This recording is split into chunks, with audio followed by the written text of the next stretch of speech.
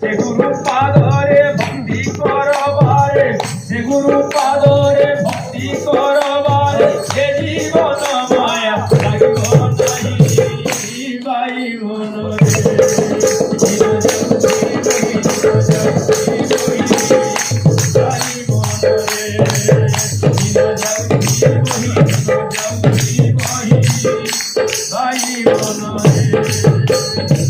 শয়নে সপন গুরু নাম ধ্যান হরিব গাইব মৌনে রহি, শয়নে সপনে গুরু নাম ধ্যান গাইব ভজিব মৌনে রহি। গুরু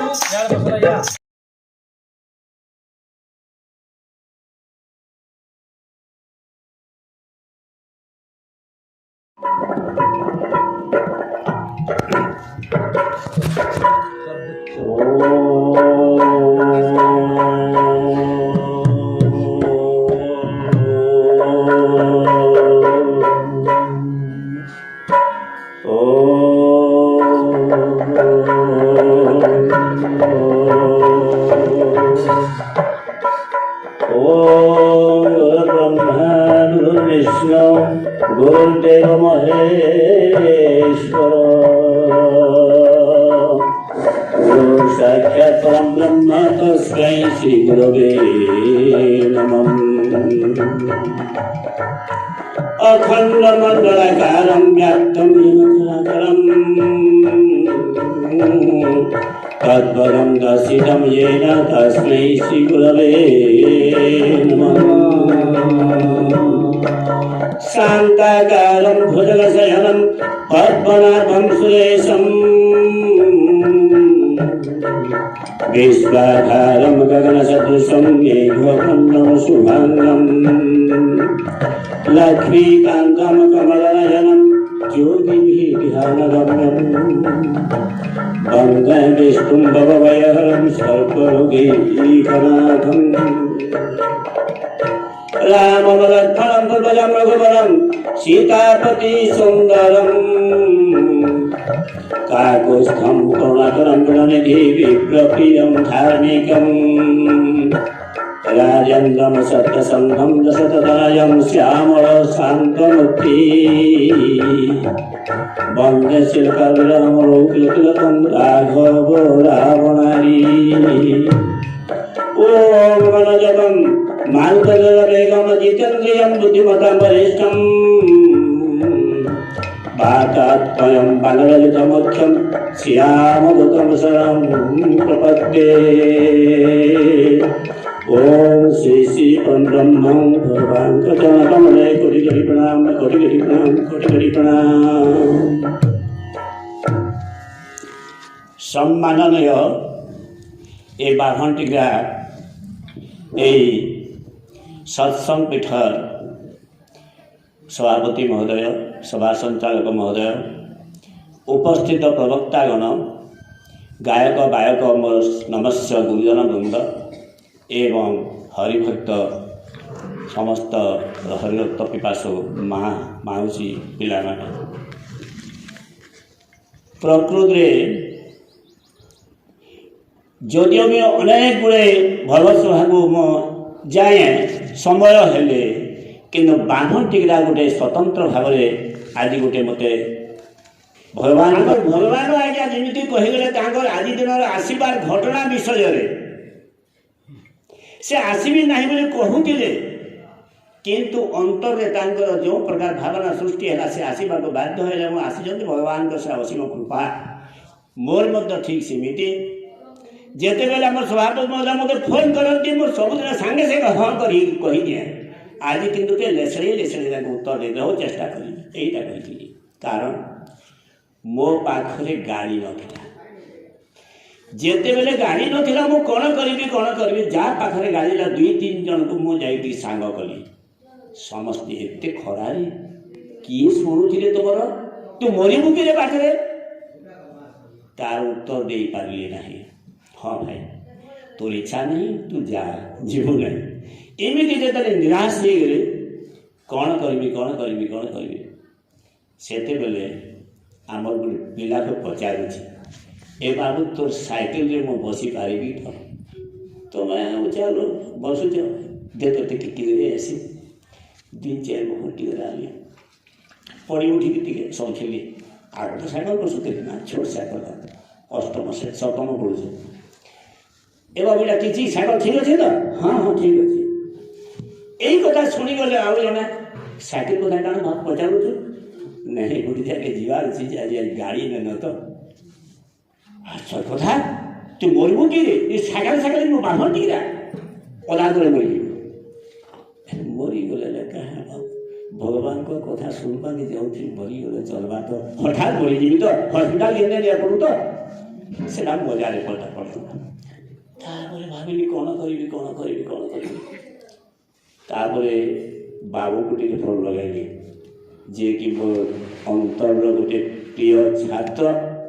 ସେ ହାଇସ୍କୁଲର ପ୍ରଧାନ ଶିକ୍ଷକ ଥିଲେ ରିଟାୟାର୍ଡ ଟିଚର ଯିଏ ଆମର ଭାଗବତ ମହାତ୍ମା ଭାଗବତ ଗୀତାକୁ ସେ ଅନୁବାଦ ବି କରିସାରିଛନ୍ତି ଯିଏକି ନିୟମିତ ତାଙ୍କ ସେଇଠି ସଂକ୍ରାନ୍ତି ଭବସା ଡାକନ୍ତି ନିୟମିତ ଭାବେ ମୋତେ ମଧ୍ୟ ଯିବାକୁ ପଡ଼େ ଏବଂ ସେଇଠିକି ଯିବା ବି ଭଗବାନ ଆଜ୍ଞା ମୋତେ ଅନେକ ସମୟରେ ଇଚ୍ଛା ପ୍ରକାଶ କରିବା ସାରିଛେ ମୁଁ ମଧ୍ୟ ଉଭୟଙ୍କ ମଧ୍ୟରେ ଯିବା ଦିନେ ବୋଲି ଭାବୁଥିଲି କିନ୍ତୁ ଉଭୟଙ୍କୁ ଆଜି ଭେଟ କରିବାର ହେଲା ଯେ ବାବୁକୁ ମୁଁ ଫୋନ୍ କଲି ବାବୁ ତୁମକୁ ମୁଁ ବାଧ୍ୟ କରିବି ନାହିଁ କିନ୍ତୁ ଗାଡ଼ି ମୋର ଅଭାବ ଆଉ ଗୋଟେ ଚ୍ୟାପ୍ଟରଟେ ମୁଁ ଖଣିଆ କରିଦେଇଛେ ମୁଇଁ ତ ପ୍ରବଚକ ନୁହେଁ ଯିଏକି ଗୀତା ଭାଗବତ କିଛି ଶୁଣାଇବି ମୁଁ ତ କୌଣସି ପ୍ରକାର ଗୀତା ଭାଗବତ ଦଖଲ ନାହିଁ এই ଗାଁ ଗହଳିରେ ଯାହା ଘଟଣା ଦେଖିଛି ତାକୁ କେବଳ ମୁଁ କହେ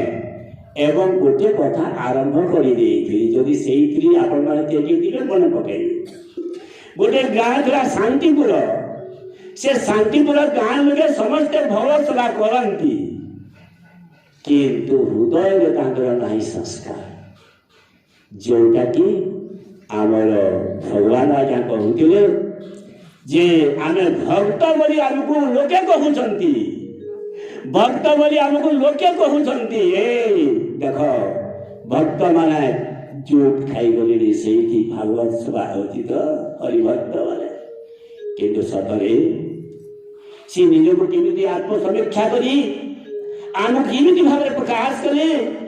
ନିଜକୁ ନିଜେ ଆମେ ସମୀକ୍ଷା କରୁ ଆମେ ପ୍ରକୃତରେ ଭକ୍ତ ତ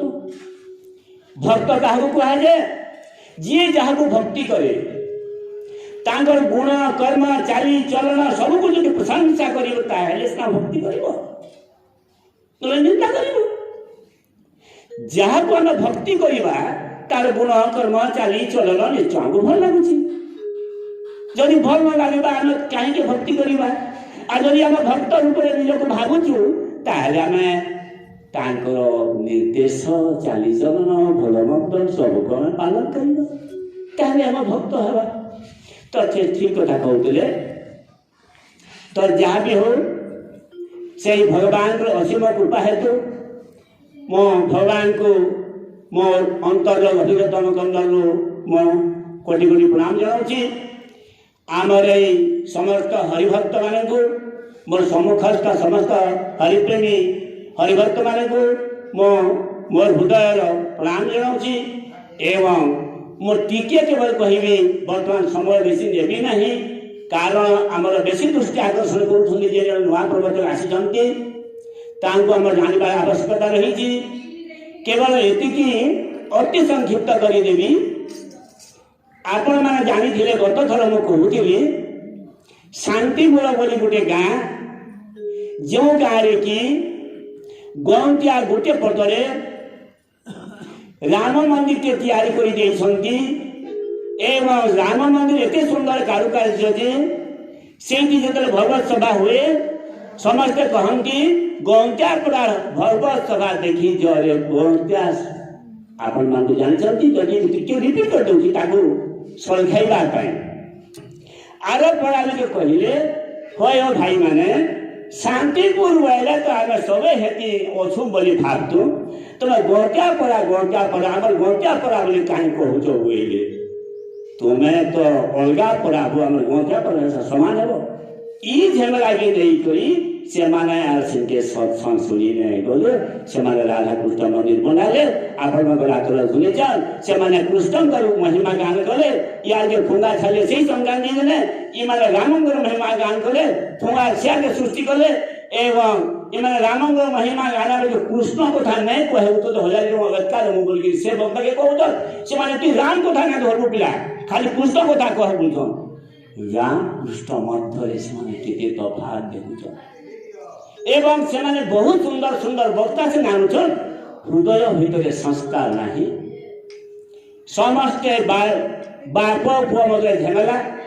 मारपीट होती भाई भाई मध्य सद्भाव नहीं दुई पोड़ा मध्य झेमेला से कृष्णकर केते कदर्य निंदा करि पारे से रामंकर केते निंदा करि पारे एई कथा लेकिन से माने समस्त सबुले बाड़िया पिटा ही मोकदमा पर्यंत जाइछंती आपण माने गत थर शुणी एबे जने प्रसिद्ध प्रवर्तक आसीगले नरसिंहनाथ साइड रु सेई तांकु आनिबा पई गौंट्यांग पाखे मध्य पांठी कम थिला चाहू नथिले से आकस्मिक भाव में बाटरे गाड़ी खराब है एवं आश्रय नहीं तांकर से राम मंदिर एवं सुजोग पाई से मैंने रात्रि सत्संग आयोजन कले किंतु कही पारे कि तू कृष्ण कथा कहू नहीं राम कथा कह ये तो कही पारे नहीं से प्रसिद्ध प्रवचक तांको पैसा देखी बना जाए आकस्मिक भाव में भगवान जमी आकाश बर्षी गले किए जानी कि दशरथ तांकर दिने वाल्मीकि ना पाई रामायण गान कर रामायण रचना कर किंतु भगवान केमिति लीला देखु से रत्नाकर को वाल्मीकि रूप से केमिति परिचित कर किए जानी अति स्त्रैण भिन्न भाव स्त्रैण तुलसीदास आपण मान गोला कर कहि निश्चित भाव से लोक केमिति रामायण रचना कर मत भावी नथिले किंतु से तुलसीदास मत स्त्रींग ठारू तोड़ा खाई हठात से विपरीताभिमुखी हो गले यही माया संसार को त्याग करी मिसी गले भगवान खोजारे राम का दर्शन कले एवं तुलसी रामायण आम पाठ करमि भाव हठात भगवान को किसी लीला हो जाए जिमिति कि किसी गोटे अघटन घटे जोटा कि आम से निश्चय आश्चर्य कर तेणुक हमको गाइबा है नारायण नर हरि कान्ह केशव कृष्ण दामोदर प्रभु राधा माधव नारायण नर हरि कान्ह केशव कृष्ण दामोदर प्रभु राधा माधव प्रभु दारू प्रभु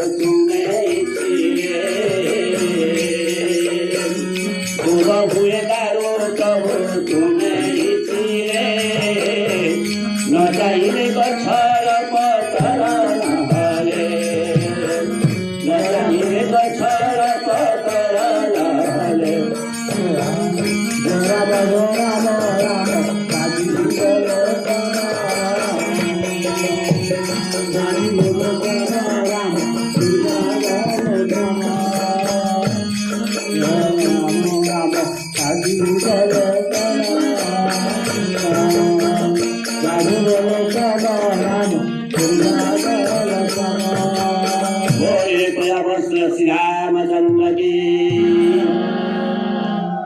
देखो आज्ञा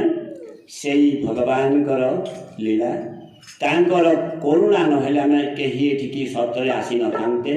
आज प्रबल गरम हो निजक भावुली एत गरम में मुझे किमिति अनेक द्वारस्थ हेली समस्त निराश है साइकिल खंडे धरिकी आसवा चाहूली कि लोक मैंने जमी भाव में मत एमती कहले जे तू बाप रे एत भक्ति को चली जाऊे तो जीवन को भय नहीं कि से लोक जाक बाहर हवा लुचि लुचि जो फोन करी आमर बाबू आमर फग्न बाबू तांकर दयालु से कहीं आम गाँव सियाड़े पड़े 8 किलोमीटर रास्ता से आम घर को आसिले एवं मत धरिक एठिक आसिले जहाँ भी हो से भगवान कथा किसी शुणाशुणी हेबा आमे जो प्रकार आम आज्ञा कहे भगवान आज्ञा मुझे गत पाली कहूली से जदि भी ना भगवान मोर हृदय मुझे भगवान बोली निए कहीं से एमती भाव अनर्गल भाव कार्य जुक्ति दे था मत मन को बहुत छुआ तेरे आम भागवत कहीं पढ़े आम कहीं तो परिश्रम कर आसुठी क्यों स्वार्थ बिना स्वार्थ कहीं आसती ना मु आज जिते गुड़े परिश्रम करी जो मैंने देखी मत निश्चय भावी तू कौन पाऊ से टंका ते दिखती तू कौन सड़े शिखा जाऊँ कि पैसा कमाऊ कि निष्ठुर प्रश्न से प्रश्न उत्तर कौन दिज्व किंतु मणि फुल फुल जहाँ बासे जार मन जेमके रसे इला समझ कहसन भागवत सभाटा जार मुझे रसी जाइए ताके ये वर्षा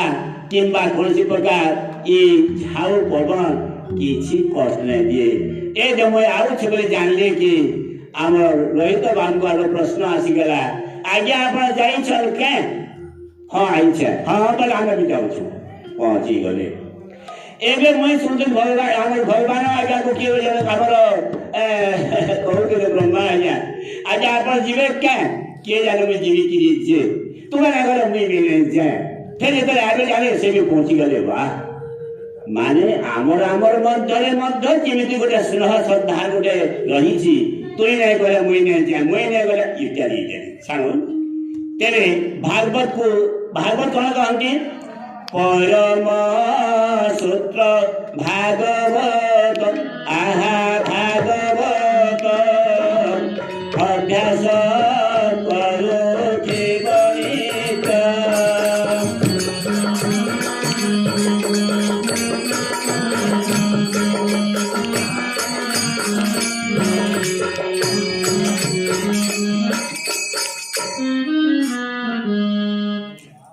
परमसूत्र भागवत अभ्यास करुथिब नित्य भागवत का जगन्नाथ कही नाहंते एई भागवत को सबदिन गाधई पाधई फूल चंदन दे अध्याय गाइले चलिब एमिति से कहनाहांती से भागवत को अभ्यास करिब माने कौन भागवत एमिति सूत्र अच्छी से परम गति पाइबार रास्ता अच्छी आमर देहरे कौन रोग वैराग न रही परम शांति को लाभ करवा सबकि रही धन संपत्ति जिते जहाँ मिले के शांति मिले ना आज्ञा अनेक समय कहते आम भगवान आज्ञा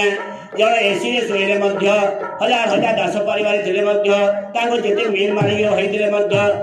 हृदय शांति मिलवार कष्टकर हो पड़े किंतु जड़े गछ तले रही सामान्य खंजणी किए धरी द्वार द्वार बुले से भिक मागुले राति समय भगवान नाम बा भजन गान करी आराम रे सोई जाए ठीक से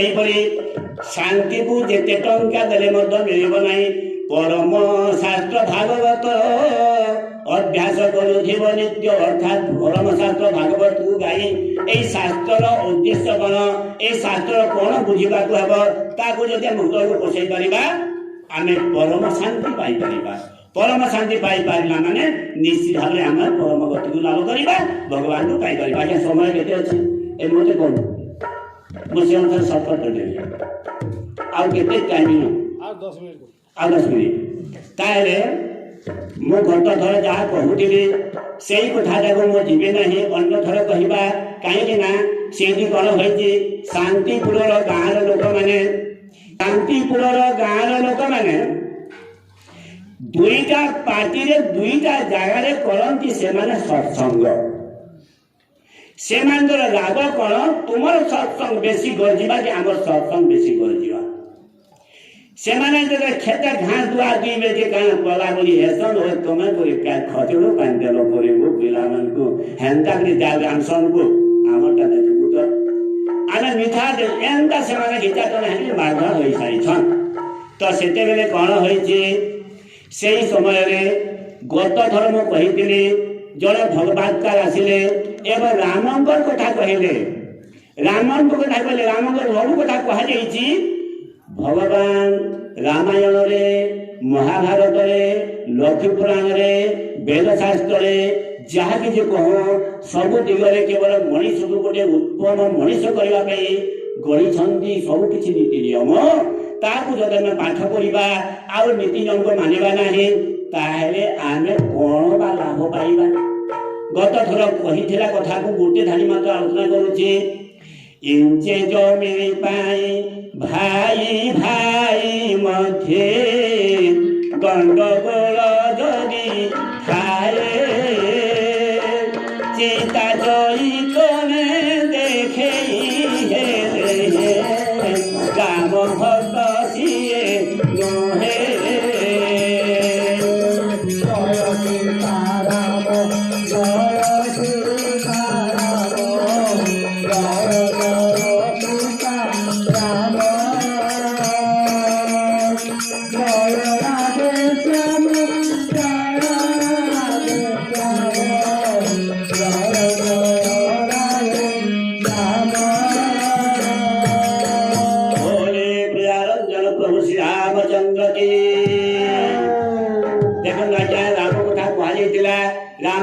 समस्त गुणगान करागला बेले को से राम कथारे जो मैंने राम मंदिर तैयारी कर सब उल्टा पुल्टा करुले समस्त राम लंगा टीका पिंधि किंतु भाई भाई मध्य झमेला होती मुकदमा चली रामंकर भलिया से माने कौन गुण रे से माने शिखी नांती मद मांस अबल जबल करी भाई भाई मध्य झमेला चली राम भक्त की मन में मुंडे लाजे जाऊे आरे आम राम मंदिर तैयारी करी राम भक्त करी किए गल्प करुले किंतु ए महाराज जहाँ बुझेले आम केमी राम भक्त हेले से दिन संक्रांति नुहे से पटर जो कृष्ण भक्तिया माने से तराके टिके आसुच से तो सब कथा कहन बर्तमान कृष्ण कथा के पलि गले पिला देव सांग सुदामा को देखी कृष्ण जे के सत धनी होई जे सांग को भूलई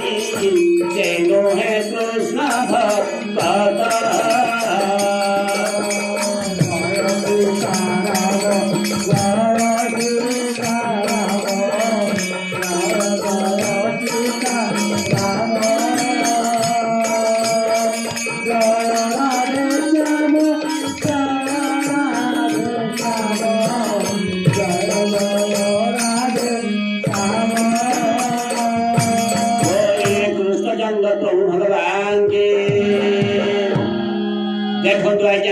समस्ते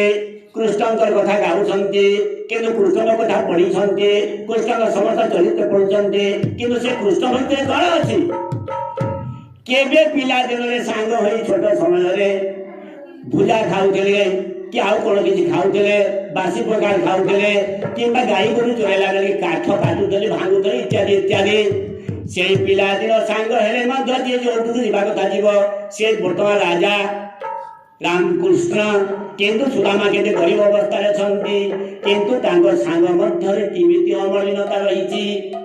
सी जिते कृष्ण पाखक जावाई तो दौड़ी कवि कृष्ण पाखक जावाई से चाहू नथिले कहीं कहीं जीवी काले कृष्ण बहुत गुड़े काम थी एते काम भितर मोर कथा बोधे हो न पारे काले मत दुख आसीज ना ना ना आम भितर के सुंदर भाव अच्छी मो जीवी नहीं किंतु स्त्री कथारे जिते बेले खुद पूजा नहीं से जाइए समस्त सामने कृष्ण जमी आनंद से खुद पूजा खाई गले आश्चर्य कथा तेणु हे प्रिय हे हरिभक्तगण आम के आम सांग माने गरीब हो गले बोली सांग को केबे हताहत करवा नहीं एटा कृष्णकर है नियर बाणी दूध दही छेना लहुणी खुआई साखी प्रिय के सब मदमा से माती करे दे कृष्ण भक्त केवल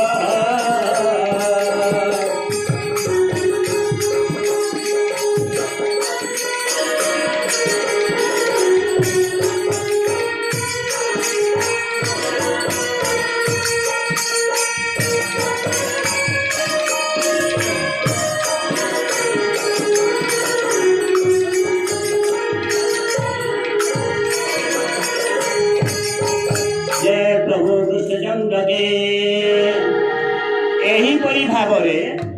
ସେଇ ବକ୍ତା ଜଣକ କୃଷ୍ଣଙ୍କର ସମସ୍ତ ଗୁଣ ଗାଇଗଲେ। ସେ କେମିତି ଭାବରେ ଦୁଧ ଦହି ଛେନା ଖାଇ ନିଜ ସାଙ୍ଗ ଜୁଟାଉଥିଲେ, କିନ୍ତୁ ଏବେକାର ଲୋକମାନେ କେମିତି ମଦ ମାଂସ ନହେଲେ ସାଙ୍ଗ ବା ଦଳ ଗଠନ କରିପାରୁନାହାନ୍ତି। ସେତେବେଳେ କୃଷ୍ଣଙ୍କ ହୃଦୟରେ ଯେଉଁ ପ୍ରକାର ସୁନ୍ଦର ଭାବନା ଥିଲା, ଗୋପିନୀ ମାନଙ୍କ ସହିତ ତାଙ୍କର ଯେଉଁ ମଧୁର ମିଳାମିଶା ଥିଲା, ଏବେ କାଳର ସବୁ ଘଟଣାକୁ କହିଲା ବେଳକୁ ସେମାନେ ନିଜ ନିଜ ମଧ୍ୟରେ ନିଜେ ନିଜେ ଲାଜେଇ ଗଲେ। ଯେଉଁମାନେ କୃଷ୍ଣ ଭକ୍ତ